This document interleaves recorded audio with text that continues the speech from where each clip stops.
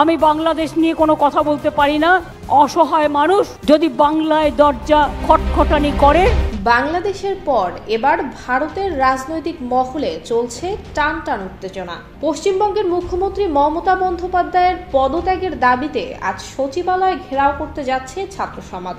আর.জি. কর medical college কাণ্ডে দোষীদের অবিলম্বে চিহ্নিত করে দৃষ্টান্তমূলক শাস্তির দাবি এবং রাজ্যের নারীদের নিরাপত্তা সুনিশ্চিত করতে এই অভিযানের ডাক দেওয়া হয়েছে।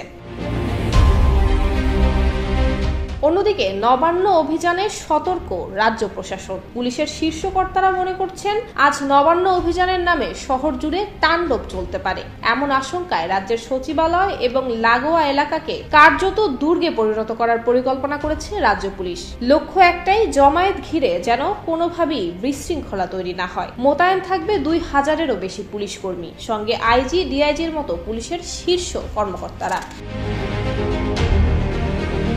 পুলিশের বরাত দিয়ে ভারতের আনন্দবাজার পত্রিকা বলছে, কলকাতায় কলেজ স্কোয়ার থেকে একটি মিছিল শুরু হওয়ার কথা। 250-টিরও বেশি ডিজাইন অপশন নিয়ে ওয়ালটন স্মার্ট ফ্রিজ, বোঝে আপনার প্রয়োজন।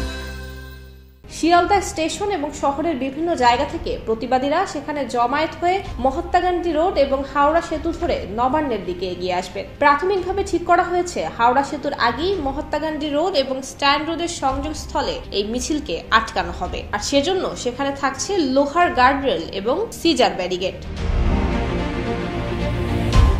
নবান্ন অভিযান মোকাবেলায় বিভিন্ন পুলিশ কমিশনারেট এবং জেলা থেকে অতিরিক্ত বাহিনী আনা হয়েছে। তবে ঠিক কি ঘটবে মিছিলে এ সম্পর্কে পশ্চিমবঙ্গ ছাত্র সমাজের পক্ষ থেকে বিস্তারিতভাবে কোনো কিছুই জানানো হয়নি।